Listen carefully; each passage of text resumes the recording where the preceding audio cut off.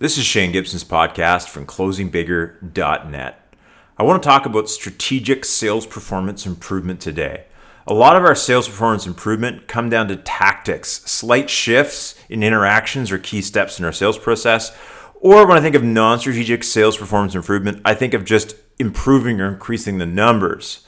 What I want to do is versus focus on the numbers or a specific tactic, I want to focus on how we can impact performance improvement with our sales team or ourselves for an individual salesperson by really focusing on a shift in our strategic thinking. So what I've identified here is 3 levers that we can pull that can change the way we think or approach the marketplace that can impact our overall sales performance consistently. So when we look at these levers, in many cases, we're thinking tactically, like I talked about before, but really I want us to move into strategy. Now, the reality is strategy can also be impacted by tactics. So for instance, if your overall strategic shift for your organization is to focus on larger accounts or more complex, profitable deals, yet on the front line, our salespeople are still using closing or interviewing tactics that are more geared to small to medium-sized industry, then what occurs is we're not going to achieve our strategic result because they're really geared towards closing smaller deals. That's also why sometimes tactics can actually drive strategy in the future. We look at, hey, we're able to close these types of accounts. They seem to be most responsive to our marketing, to our sales strategy, our sales process. That must be our ideal market then because they convert easily. But the reality is it's actually our tactics which are geared towards a specific segment. So often when we strategically looking at developing new types of targets in the marketplace, going after new opportunities or evolving our organization from an external perspective on who we're going after with clients and changing our brand, we have to remember our sales tactics have to support our shift in sales strategy. So there's 3 levers, and the 3 I'm going to focus on today are business acumen building. And beyond just building business acumen, what does a good business acumen building system look like for us? And the importance of building acumen in our sales team. This can be a very important strategic shift in our sales performance. A-zone pipeline management only. Any of you who have been to any of my seminars or listened to a few other podcasts, you know I talk about the A-zone or the 80-20 rule on a regular basis. I'm going to talk a little bit more about in this podcast how we can strategically approach our pipeline in an A-focused manner and what that will do for our sales productivity and performance overall. And then lastly, I want to talk about the in-between meetings. So one of the areas that we can shift our thinking strategically and improve our performance and our pipeline and our referrals, our size of deals and our renewals is actually systemizing and focusing on what I like to call in-between meetings, which I mentioned in my last podcast, which is about investing in value-added interactions over time with key accounts outside the key steps in the sales process and in between the key steps in the sales process. So Acumen developing system. Number 1, what is a system? I talk about a system, really what is it? There's a number of things that can go into a sales or business system, but for me it's process, methodology, technology, and accountability. That's really what it's all about. It's a good system, has a solid process or steps. It's got solid methodology and around what to do at each step. It's powered by technology, and it's got built-in accountability to get these steps done in the process in the right way with the right technology.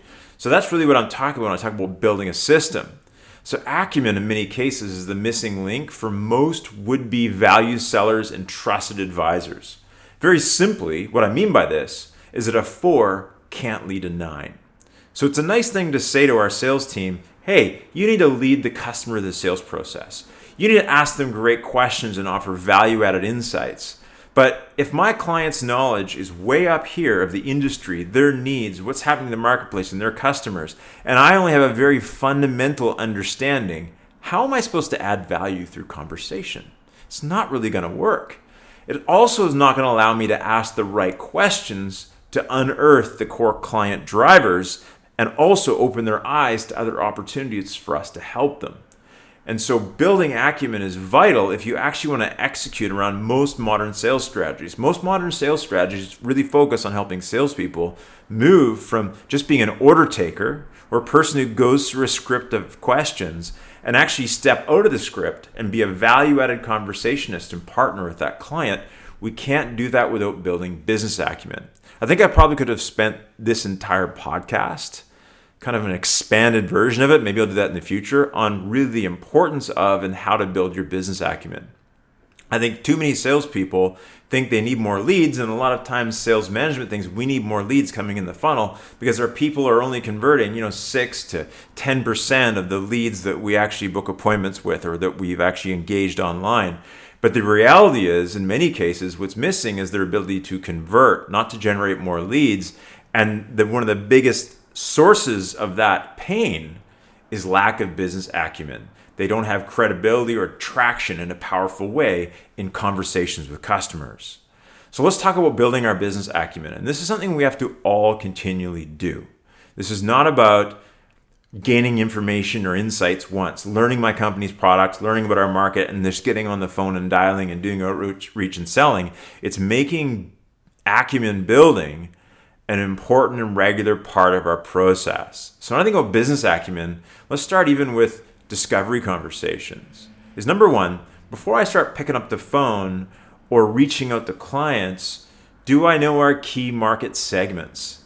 And then do I know their business, their clients, their industry, and their market intimately as a sales professional? Do I understand their top 5 to 10 goals, challenges, and hurdles? And that is of the typical client in my industry. I'm going to drill down through conversation and find them specific to that client.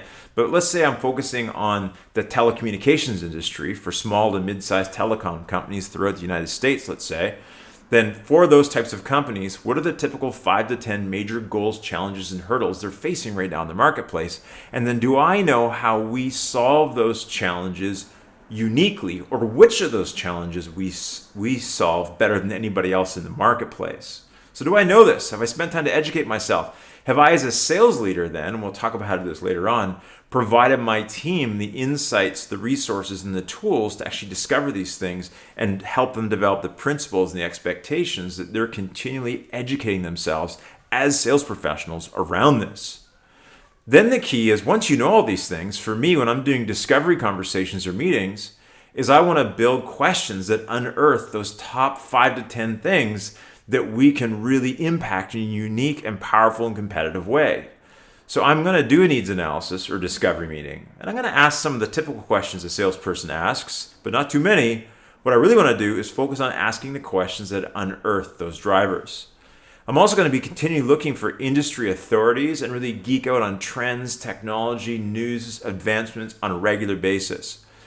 So great salespeople today, I believe, are great students of their client, their industry, and their marketplace who self-educate on a continual basis, almost daily basis. And that's how you move from being, a 4 out of 10 in knowledge, trying to sell to a 9 out of 10, to a peer or above who's specialized in industry insights and knowledge. So how do we do this? I'm going to give you sort of a real quick shopping list of all the ways that you as an individual salesperson or as a sales leader you want to put together for your team. Number one, industry and persona specific training for our team.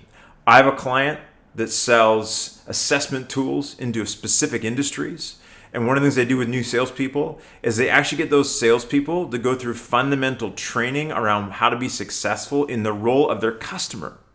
So if you were selling into, let's say, a service manager at a car dealership, they would actually put you through a training program on the Service Manager 101 and to really understand that role of your customer. Why? So that you can see through their eyes, have true empathy, understand not just my product and how it benefits them, but understanding holistically the day in the life of our ideal decision maker within our ideal client. Then our overall business or industry ongoing education. So do we have that set up? So we've got a series of resources, conferences, webinars, you name it, that they can access. Then what I'd suggest, and this is something that a couple of my clients do, is they do a state of the industry or region stand-up meeting once a week. And each person on the sales team is actually responsible for sharing new insights that they've garnered in the marketplace, things that are happening, shift from a competitive perspective. It could be regulations, it could be the marketplace, it could be consumer shifts, but anything that impacts their customer. Attending conferences, industry magazines and portals. At the end of the day, just getting to know our clients intimately. And we do this by having client focus and use case meetings. So one of the best ways to figure out how your solution impacts your clients in a positive way is sit down with your happy clients who've implemented your solutions long after you've closed the deal, have a lunch with them or do a Zoom meeting and interview them a bit and understand how they're using your solution, how it's impacted them, what you could do better. But overall, by doing this on a regular basis with our key accounts, we start to really understand and also collect great case studies and stories that we can use in our sales process later on. Listen to calls of other team members, of course, lunches with our own internal team members and experts. So in a lot of cases, as a salesperson, if I'm selling technology, for instance, for my company, when's the last time the sales team had a lunch with the CTO and their product development team to talk about what those people are seeing as happening in the marketplace and what they're working on and why? So developing a real intimate understanding of your product and your solutions and where it's evolving to. And then just a list of must-follow industry leaders. As a sales leader, do I have a top 10 list or top 5 list of industry leaders that my salespeople should be following on a regular basis? So how do I build an Acumen system out of this? Well, number one, what I would suggest is how do you take this from a great idea to systemizing it, making part of your training and development, is number one, know your knowledge and competency map. What do your people need to know? What do they need to be experts in and learn on a continual basis? Quiz them on industry knowledge, right? You can do this formally and informally. You can actually have written quizzes, or you can just question them and ask them questions in your stand-up meetings, and even do role plays and see how well they use industry insights and information in a sales scenario. Obviously, listen to their calls and meetings and check for application of the principles, and even have a scorecard or at least a checklist that they need to have a handle on. What are the things they really need to know, and check in on a regular basis with them, and then make it a KPI or key performance indicator, and even part of their compensation and progression plan where they need to stay updated and continually educate themselves. So why do this? And as a salesperson, if you're listening to this going, that's a lot of pressure on me here, and do I really want my management leaning on me with my acumen? They're doing you a favor. If you can expand your knowledge, become an expert and a true resource to your client, everything from prospecting to opportunity and development, to networking, to your discovery calls, to your demos, to your ability to take what they've told you and show them why your solution can impact their business in a way that makes them want to do business with you, all happen from building that business acumen. So that's the big one. That's lever one, and they're all built upon this, in my opinion. The second lever, which I'm not going to spend as much time on here, is the A-zone pipeline management. So we look at our entire pipeline a lot of times. It goes, how much money or deals is in your sales pipeline? And I say, well, I've got $1 million in there, potential business. But then when I start to look at, let's take a look at everybody who's stalled or hasn't moved in the pipeline, and you kind of shave those off. And you look at who is progressing and moving on and I'm staying engaged with on a regular basis. That's a bit more of a realistic look on who's really in our pipeline. In a lot of cases, some of them are just stuck and they're going to stay there forever or fall out. But then on the next level is what's our strategic pipeline? And so when I think of strategic pipeline, when I'm really looking at what's the likely value of this pipeline, one of the biggest indicators for me isn't the number of dollars. It's the number of A category opportunities and the dollars associated with them. So our A's, of course, are our 20%ers that give us 80% of our business. We should understand who those are within our CRM, but also within the marketplace. And I want to know, if I'm managing performance, I want to actually look at focusing on the A's. And that means how many do we add on a monthly basis to our pipeline? That salesperson, how many A's have you taken from a suspect to a prospect to at least booking a first meeting with them? How many have you added to the pipeline at that stage? And then how many have we moved through a fulcrum step? And what I mean by a fulcrum step is, depending upon your organization, you'll have a certain step in your sales process where things begin to flow. So in my business, almost always a fulcrum step is the needs analysis. If I get a client on the phone for a discovery call, if it's a deal, If there's a match, if they're true A, there's a high likelihood it's going to move forward. So that's a fulcrum step. So how many people have I moved through that step? Now, for a client of mine, for them, it doesn't matter how many of those beautiful discovery meetings where we're all happy together and things seem like they're going to go well happen. For them, it's actually the number of quotes and proposals they ship on a monthly basis. That's their key performance indicator that they can tell in X weeks they're going to have revenues on the board. So I would look at those two KPIs only and really work as a team to focus on them, is how many A's we're adding and how many we're moving through that fulcrum step. Not how many deals, not how many C's and B's, not how many kind of really truly not qualified prospects, but the true A's. And that will give you a better idea from a forecasting perspective. Now, why A's for me? An A doesn't mean the biggest prospect. It means one that truly is ideal. You're ideal for them as a supplier and they're ideal for you as a client. This is a truly good fit. And when you find those types of clients, number one, they convert more often, they convert quicker. It's easier to drive customer success and success stories. They're easier to maintain. And almost always, a happy A who's ideal for you is also often our best referral source. So it has this knock-on effect that not only are they larger and more profitable deals in most cases, but they convert more often and quicker, and they also precipitate into better referrals and less stress on our customer service system or our actual delivery side of our business, whatever solution we're selling. So how do we get a bit strategic and tactical with implementing this one performance improvement piece? Number one, obviously define our A's, is understanding who our true A category prospects and clients are. Number two, invest in acumen around those specific A segments. So it's not about knowing the whole marketplace, but becoming an expert in our A category prospects, their clients, their target market, everything I talked about before. Number one, definitely lock in our calendar from a time perspective, a proper amount of time to actually go after these accounts. I've talked about this before, but for me, I think 25% or more time from a conquest perspective should be in our schedule on a weekly basis. But also not just time, so time blocking is important, but allocation of resources. So what I mean by this is that what resources do I need to allocate as a sales leader?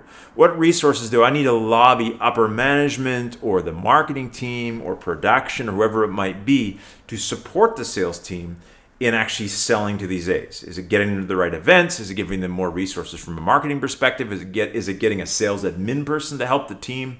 A full-time researcher, whatever that might be, what resources they need to focus strategically. And then compensate more for A's. So I would look at, even within my performance management, from a rewards perspective, is it's great that they brought in $1 million of revenues, but a certain percentage of it has to be conquest or new business. And within that, a certain percentage should be A accounts based upon the definition you give them. They get a bit of a top up or additional bonus for focusing on our ideal client that fits where we want our business model to go. And lastly, fine-tune collateral, budgets, and mentorship on this segment. So that's the second big lever. So the in-between meetings, this is the last one, and this kind of piggybacks on the first two, is that many deals are closed and decisions are made outside of the sales or buyer steps. In informal meetings, sidebar conversations, the meeting after the meeting, or even bumping into someone accidentally on purpose in a community or an organizational event. Also, it's just because relationships take more effort and frequent engagements than most sales processes allow or need. So you're in between key steps of the deal. You've got everything. Now there's this sort of radio silence for a month. What are we doing to fill that silence? Sometimes it's the in-between meetings. It's value added, just nurturing. But even after a deal's closed and they're going to buy from us again a year from now or 6 months from now, are we leaving it till month 5? Or do we have in-between meetings or value-added interactions that actually help increase our mind share, therefore our wallet share, and expand the relationship?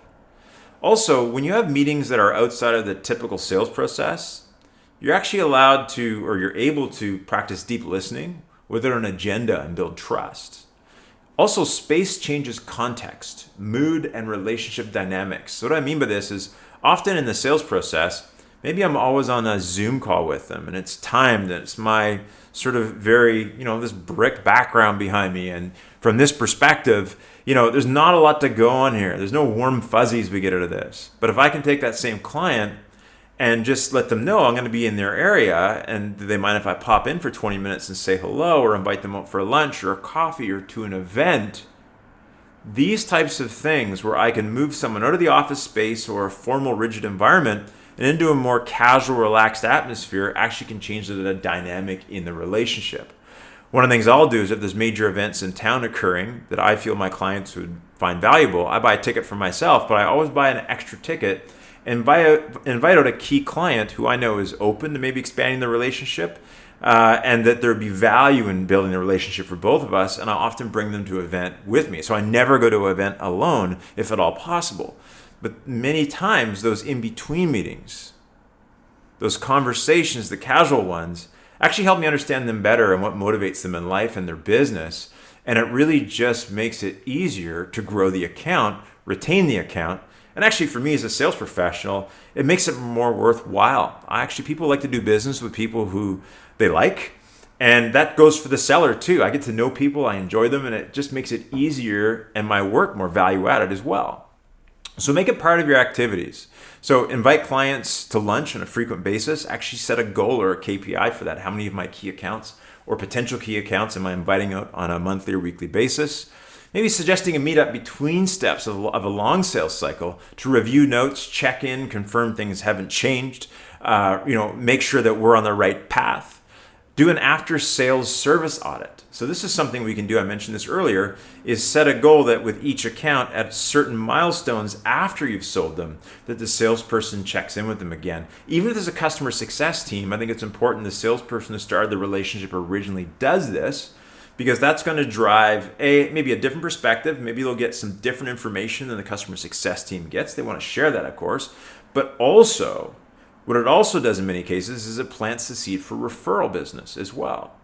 Attend industry events where you can bump into them. So this is another way that you can kind of manufacture these sidebar or informal conversations, is making sure you're out at industry and community events where your key accounts or key prospects are on a regular basis. Engage them on social media often. So you know that I'm a big advocate of social selling. And these little casual, quick conversations or messages that we send to people, or we congratulate people on stuff and we ask them key questions, sometimes that can actually precipitate into a deeper conversation and a really valid reason to pick up the phone and say hello. And then, of course, participate in client events. If they're doing things in the community, if they're holding festivals and conferences and trade shows, if the CEO is invited to speak at another conference, find a way to be there to engage them and meet their team. And again, create some more in-between casual but vital meetings with your key accounts. So these are 3 levers. So the 3 levers, again, if we look at it, is number 1, manage these in-between meetings by measuring it as part of your cadence. Give people a time and money budget they must spend on A's. So this is important. Like, here's your budget. From a time perspective, I expect you to be spending 25% of your proactive time on A's. In addition to this, here's your budget per A that you should be spending from a dollar perspective on entertaining them, lunches, value-added interactions, you name it. And then make a list of gifts, value-added tools, meeting types your team can use to engage sort of less formally, and have a pre-meeting question sheet built, or at least get them in the habit of pre-planning these get-togethers so that although it's a casual meeting, are there 2 or 3 key questions I'm going to ask that key account or client that might move the conversation in a certain direction.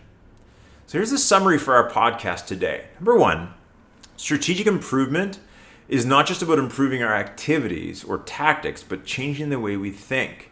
And so this podcast is really devoted to thinking like a business person and being strategic about who we engage and deepening those relationships, but not just as a principle, but developing habits and processes and measurements and rewards around that new thinking.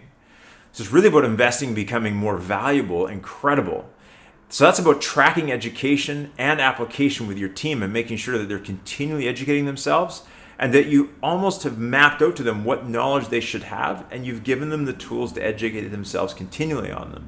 Switch your focus to your A pipeline. So yeah, you might have $1 million or $2 million in the pipeline as a salesperson, but how many of those are A's? And how many of them have you been in touch with on a regular basis? And this will give us a better idea of our true value of our pipeline. And we switch our focus also by prioritizing time, resources, and building that acumen on our A's. And lastly, we're going to establish a deep relationship and better positioning through in-between meetings by making them part of our process. So versus a nice to have or an afterthought, with my key accounts and my CRM, do I have a way to track and actually schedule tasks specifically related to these non-sales process steps or meetings, where I'm outside of that framework, but I'm building a relationship, gathering intelligence, and expanding my knowledge of that customer in a way that I have a much better stronghold than my transaction-focused competitor. This is Shane Gibson's podcast from closingbigger.net.